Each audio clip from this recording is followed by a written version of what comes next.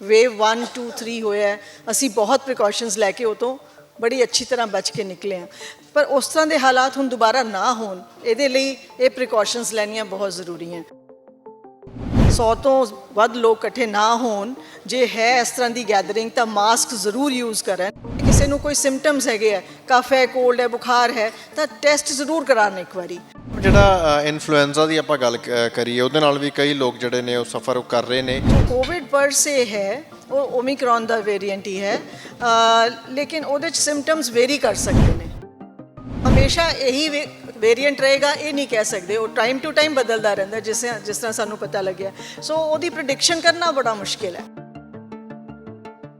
ਦੇਸ਼ ਦੇ ਵਿੱਚ ਕੋਵਿਡ ਦੇ ਕੇਸਿਸ ਫੇਰ ਤੋਂ ਵਧਣਾ ਸ਼ੁਰੂ ਹੋ ਚੁੱਕੇ ਨੇ। ਹੁਣ ਤੱਕ ਕੋਵਿਡ ਦਾ ਬਿਹੇਵੀਅਰ ਕਿਸ ਤਰ੍ਹਾਂ ਦਾ ਰਿਹਾ ਤੇ ਜੋ ਸਮੇਂ ਸਿਰ ਹੈ ਸਿਹਤ ਵਿਭਾਗ ਵੱਲੋਂ ਜਿਹੜੀਆਂ ਹਦਾਇਤਾਂ ਜਾਰੀ ਕੀਤੀਆਂ ਜਾਂਦੀਆਂ ਨੇ, ਉਹਨਾਂ ਦਾ ਜਿਹੜਾ ਹੈਗਾ ਕਿੰਨਾ ਕੁ ਫਾਇਦਾ ਹੋਇਆ ਤੇ ਹੁਣ ਆਉਣ ਵਾਲੇ ਦਿਨਾਂ ਦੇ ਵਿੱਚ ਕੋਵਿਡ ਦਾ ਜਿਹੜਾ ਕਿਸ ਤਰੀਕੇ ਦਾ ਪ੍ਰਕੋਪ ਰਹਿ ਸਕਦਾ, ਪ੍ਰੈਡਿਕਸ਼ਨ ਕੀ ਹੈ ਖਾਸ ਤੌਰ ਤੇ ਡਾਕਟਰਸ ਵੱਲੋਂ, ਕਿਉਂਕਿ ਜੋ ਹੁਣ ਤੱਕ ਜੋ ਉਹਨਾਂ ਨੇ ਸਟੱਡੀ ਕੀਤਾ ਹੈ। ਸੋ ਇਸ ਬਾਰੇ ਗੱਲਬਾਤ ਕਰਾਂਗੇ।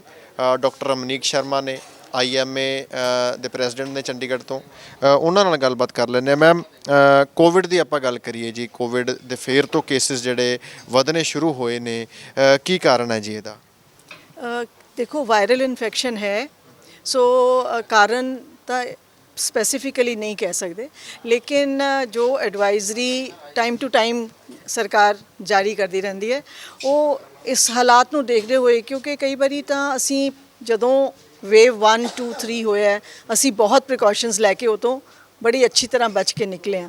ਪਰ ਉਸ ਤਰ੍ਹਾਂ ਦੇ ਹਾਲਾਤ ਹੁਣ ਦੁਬਾਰਾ ਨਾ ਹੋਣ, ਇਹਦੇ ਲਈ ਇਹ ਪ੍ਰੀਕਾਸ਼ਨਸ ਲੈਣੀਆਂ ਬਹੁਤ ਜ਼ਰੂਰੀ ਹੈ। ਐਡਵਾਈਜ਼ਰੀ ਜੋ ਗਵਰਨਮੈਂਟ ਨੇ ਜਾਰੀ ਕੀਤੀ ਹੈ ਕਿ 100 ਤੋਂ ਵੱਧ ਲੋਕ ਇਕੱਠੇ ਨਾ ਹੋਣ, ਜੇ ਹੈ ਇਸ ਤਰ੍ਹਾਂ ਦੀ ਗੈਦਰਿੰਗ ਤਾਂ ਮਾਸਕ ਜ਼ਰੂਰ ਯੂਜ਼ ਕਰਨ ਤੇ ਹੈਂਡ ਸੈਨੀਟਾਈਜ਼ਰ ਦਾ ਯੂਜ਼ ਕਰਨ।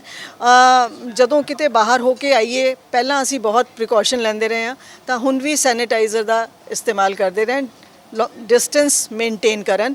ਜੇ ਸਾਨੂੰ ਪਤਾ ਲੱਗਦਾ ਕਿਸੇ ਨੂੰ ਕੋਈ ਸਿੰਪਟਮਸ ਹੈਗੇ ਆ, ਕਫ ਹੈ, ਕੋਲਡ ਹੈ, ਬੁਖਾਰ ਹੈ, ਤਾਂ ਟੈਸਟ ਜ਼ਰੂਰ ਕਰਾਉਣ ਇੱਕ ਵਾਰੀ, ਕਿਉਂਕਿ ਹਨੇ ਇਹ ਨਹੀਂ ਕਹਿ ਸਕਦੇ ਫਲੂ ਕਰਕੇ ਹੋ ਰਿਹਾ ਹੈ ਜਾਂ ਕਾਮਨ ਕੋਲਡ ਕਰਕੇ ਹੋ ਰਿਹਾ ਹੈ ਜਾਂ ਕੋਵਿਡ ਕਰਕੇ ਹੋ ਰਿਹਾ ਹੈ। ਸੋ ਜਦੋਂ ਵੀ ਕਿਸੇ ਨੂੰ ਕੋਈ ਸਿੰਪਟਮਸ ਆਉਂਦੇ ਨੇ ਤਾਂ ਉਸ ਵੇਲੇ ਕੋਵਿਡ ਦਾ ਜਾਂਚ ਕਰਾਉਣੀ ਬਹੁਤ ਜ਼ਰੂਰੀ ਹੈ, ਸੋ ਦੈਟ ਉਹ ਅੱਗੇ ਉਹਨੂੰ ਅਸੀਂ ਪ੍ਰੋਟੈਕਟ ਕਰ ਸਕੀਏ, ਉਹ ਹੋਰ ਅੱਗੇ ਨਾ ਵਧੇ, ਇਸ ਕਰਕੇ। ਅੱਛਾ ਮੈਮ, ਜਿਹੜਾ ਇਨਫਲੂਐਂਜ਼ਾ ਦੀ ਆਪਾਂ ਗੱਲ ਕਰੀਏ, ਉਹਦੇ ਨਾਲ ਵੀ ਕਈ ਲੋਕ ਜਿਹੜੇ ਨੇ ਉਹ ਸਫਰ ਕਰ ਰਹੇ ਨੇ, ਤੇ ਜਿਹੜਾ ਹੁਣ ਦਾ ਜਿਹੜਾ ਕੋਵਿਡ ਹੈ, ਕੋਵਿਡ ਦੇ ਕੇਸਿਸ ਆਉਣੇ ਸ਼ੁਰੂ ਹੋਏ ਨੇ, ਸੋ ਉਹਨਾਂ ਦੋਵਾਂ ਦੇ ਵਿੱਚ ਕਿੰਨਾ ਕੁ ਫਰਕ ਹੈਗਾ? ਲਾਈਕ ਕਿਹੜਾ ਜ਼ਿਆਦਾ ਜਿਹੜਾ ਹੈਗਾ ਬੈਡਲੀ ਜਿਹੜਾ ਹੈਗਾ ਇਫੈਕਟ ਕਰ ਰਿਹਾ? ਇਨਫਲੂਐਂਜ਼ਾ ਤਾਂ ਆਪਣੇ ਬਹੁਤ ਸਾਲਾਂ ਤੋਂ ਨੋਨ ਹੈ, ਫਲੂ ਜਿਹਨੂੰ ਅਸੀਂ ਆਪਾਂ ਕਾਮਨ ਲੈਂਗੁਏਜ ਕਹਿੰਦੇ ਹਾਂ, ਤਾਂ ਉਹਦੇ 'ਚ ਕਾਮਨ ਕੋਲਡ, ਕਫ ਥੋੜਾ ਬਹੁਤ, लेकिन जो कोविड पर से है वो ओमिक्रॉन ਦਾ ਵੇਰੀਐਂਟ ਹੀ ਹੈ, ਲੇਕਿਨ ਉਹਦੇ 'ਚ ਸਿੰਪਟਮਸ ਵੇਰੀ ਕਰ ਸਕਦੇ ਨੇ। ਬੋਡੀ ਏਕ ਜ਼ਿਆਦਾ ਹੋ ਸਕਦੇ हैं, हेड एक ज़्यादा हो सकते हैं, मतलब ਉਹਦੇ ਸਿੰਪਟਮਸ ਥੋੜ੍ਹੇ ਜਿਹੇ ਵੇਰੀ ਕਰ ਸਕਦੇ हैं, ਲੇਕਿਨ ਸਿਵਿਅਰਿਟੀ ਜੋ ਹੁਣ ਤੱਕ ਅਸੀਂ ਕੇਸਿਸ ਦੇਖੇ ਹੈ, ਇੰਨੀ ਜ਼ਿਆਦਾ ਸਿਵਿਅਰਿਟੀ ਉਹਨਾਂ 'ਚ ਨਹੀਂ ਦੇਖੀ ਗਈ ਹੈ। ਅੱਛਾ ਮੈਮ, ਜਿਵੇਂ ਕੋਵਿਡ 2020 ਦੇ ਵਿੱਚ ਸ਼ੁਰੂ ਹੋਇਆ ਇੰਡੀਆ ਦੇ ਵਿੱਚ, ਸੋ ਹੁਣ 3 ਸਾਲਾਂ ਦੇ ਵਿੱਚ ਤੁਸੀਂ ਇੰਡੀਅਨ ਮੈਡੀਕਲ ਐਸੋਸੀਏਸ਼ਨ ਨਾਲ ਵੀ ਜੁੜੇ ਹੋ, ਤੁਹਾਡੇ ਅਕਸਰ ਇਸ ਬਾਰੇ ਡਿਸਕਸ਼ਨਸ ਹੁੰਦੀਆਂ ਰਹਿੰਦੀਆਂ ਹੋਣਗੀਆਂ ਟੀਮ ਮੈਂਬਰਸ ਦੀਆਂ। ਕੀ ਸਟੱਡੀ ਕੀਤਾ ਜੀ? ਜਿਹੜੀਆਂ ਵੇਵਸ ਆਉਂਦੀਆਂ ਨੇ ਫਿਰ ਜਾਂਦੀਆਂ ਨੇ, ਕਈ ਮਹੀਨੇ ਲੋਕਾਂ ਨੂੰ ਬਿਲਕੁਲ ਭੁੱਲ ਹੀ ਜਾਂਦੇ ਨੇ ਵੀ ਕੋਵਿਡ ਵੀ ਕੁਛ ਸੀਗਾ, ਫਿਰ ਅਚਾਨਕ ਇਹ ਹੁੰਦਾ ਵੀ ਕੋਵਿਡ ਦੇ ਕੇਸਿਸ ਵਧਣੇ ਸ਼ੁਰੂ ਹੋ ਚੁੱਕੇ ਨੇ ਤੇ ਤੁਸੀਂ ਮਾਸਕ ਪਾਓ ਜਾਂ ਹੋਰ ਜਿਹੜੇ ਨੇ ਸਾਵਧਾਨੀਆਂ ਵਰਤੋ। ਸੋ ਇਹ ਕਿਸ ਤਰੀਕੇ ਦੇ ਨਾਲ ਚੱਲ ਰਿਹਾ ਹੈਗਾ, ਕਿਵੇਂ ਸਟੱਡੀ ਤੁਸੀਂ ਕੀਤਾ ਹੁਣ? ਕਿਉਂਕਿ ਇਹ ਇੱਕ ਹਲੇ ਨਵਾਂ ਵਾਇਰਸ ਹੈ, ਕੋਵਿਡ ਹਲੇ ਜਿਸ ਤਰ੍ਹਾਂ ਤੁਸੀਂ ਕਹਿ ਰਹੇ 3 ਸਾਲ ਹੀ ਹੋਏ ਹੈਗੇ, ਔਰ ਆਫ ਕੋਰਸ ਜਦੋਂ ਆਇਆ ਉਦੋਂ ਸਾਨੂੰ ਇਹਦੇ ਬਾਰੇ ਕੋਈ ਵੀ ਜਾਣਕਾਰੀ ਬਿਲਕੁਲ ਵੀ ਨਹੀਂ ਸੀ, ਤਾਂ ਲੇਕਿਨ ਓਵਰ ਦ ਪੀਰੀਅਡ 3 ਸਾਲਾਂ ਦੇ ਪੀਰੀਅਡ ਦੇ ਵਿੱਚ ਕੁਛ ਨਾ ਕੁਛ ਜਾਣਕਾਰੀ ਹਾਸਿਲ ਹੋਈ ਹੈ, ਲੇਕਿਨ ਉਹ ਹਮੇਸ਼ਾ ਇਹੀ ਵੇਰੀਐਂਟ ਰਹੇਗਾ ਇਹ ਨਹੀਂ ਕਹਿ ਸਕਦੇ, ਉਹ ਟਾਈਮ ਟੂ ਟਾਈਮ ਬਦਲਦਾ ਰਹਿੰਦਾ, ਜਿਸ ਤਰ੍ਹਾਂ ਸਾਨੂੰ ਪਤਾ ਲੱਗਿਆ। ਸੋ ਉਹਦੀ ਪ੍ਰੈਡਿਕਸ਼ਨ ਕਰਨਾ ਬੜਾ ਮੁਸ਼ਕਿਲ ਹੈ। ਮੈਮ, ਇੱਕ ਵੈਕਸੀਨ ਨੂੰ ਲੈ ਕੇ ਵੀ ਲੋਕ ਡਾਊਟਫੁਲ ਰਹਿੰਦੇ ਨੇ ਇਸ ਸਟੇਜ ਤੇ ਆ ਕੇ। ਹੁਣ ਜਿਨ੍ਹਾਂ ਨੇ ਨਹੀਂ ਲਵਾਈ ਉਹ ਲਵਾਉਣ ਨਾ ਲਵਾਉਣ, ਜਾਂ ਹੁਣ ਤੱਕ ਜਿਨ੍ਹਾਂ ਨੇ ਵੈਕਸੀਨਸ ਲਵਾਈਆਂ ਨੇ ਡਿਫਰੈਂਟ ਕੰਪਨੀਜ਼ ਦੀਆਂ, ਉਹਨਾਂ ਦਾ ਤੁਸੀਂ ਹੁਣ ਤੱਕ ਕਿੰਨਾ ਕੁ ਉਹਨਾਂ ਦਾ ਅਸਰ ਤੁਸੀਂ ਦੇਖਿਆ ਹੁਣ ਤੱਕ? ਦੇਖੋ, ਵੈਕਸੀਨ ਦਾ ਅਸਰ ਤਾਂ ਹੈ, ਹੈ ਨਾ, ਔਰ ਲਗਾਉਣੀ ਚਾਹੀਦੀ ਹੈ।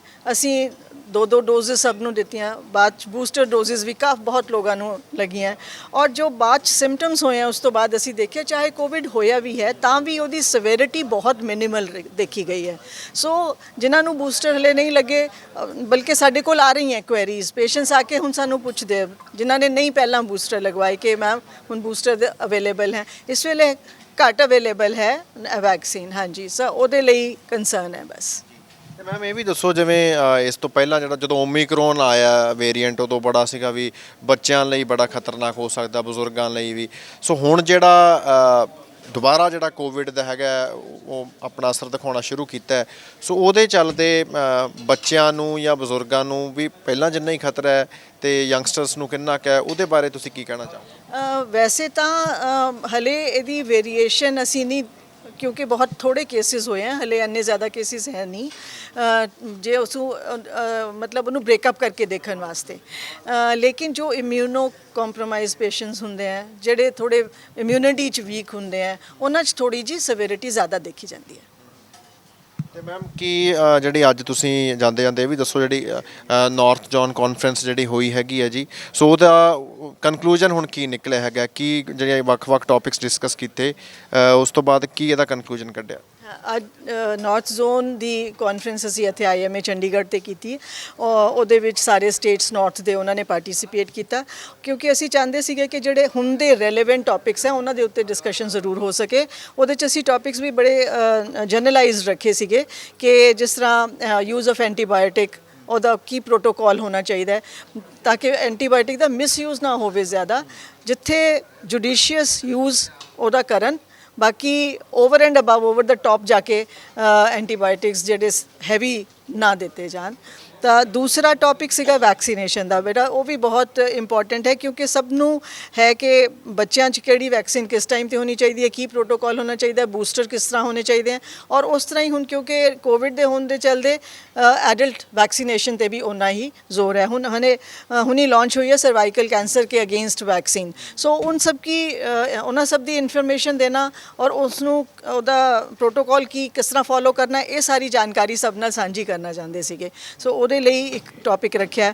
ਫਿਰ ਇੱਕ ਟੌਪਿਕ ਰੱਖਿਆ ਸੀਗਾ ਕਿ ਸਟੀਰੋਇਡ ਯੂਜ਼ ਟੌਪਿਕਲੀ ਇਨ ਡਰਮੇਟੋਲੋਜੀ, ਕਿ ਸਕਿਨ ਪੇਸ਼ੈਂਟਸ ਦੇ ਵਿੱਚ ਜਿਹੜਾ ਬਹੁਤ ਜ਼ਿਆਦਾ ਯੂਜ਼ ਸਟੀਰੋਇਡਸ ਦਾ ਹੋ ਰਿਹਾ ਹੈਗਾ, ਉਹਨੂੰ ਵੀ ਕਿਸ ਤਰ੍ਹਾਂ ਕੰਟਰੋਲ ਕਰੀਏ ਕਿ ਮਤਲਬ ਉਹ ਜੁਡੀਸ਼ੀਅਸ ਹੋਵੇ, ਜਿੱਥੇ ਲੋੜ ਹੈ ਉੱਥੇ ਹੋਵੇ, ਅੰਨੇਵਾ ਯੂਜ਼ ਨਾ ਹੋਵੇ। ਇਹ ਇਸ ਗੱਲ 'ਤੇ ਡਿਸਕਸ਼ਨ ਹੋਈ।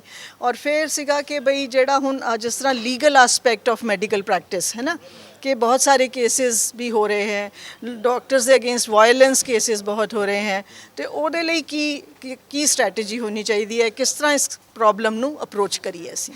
Thank you.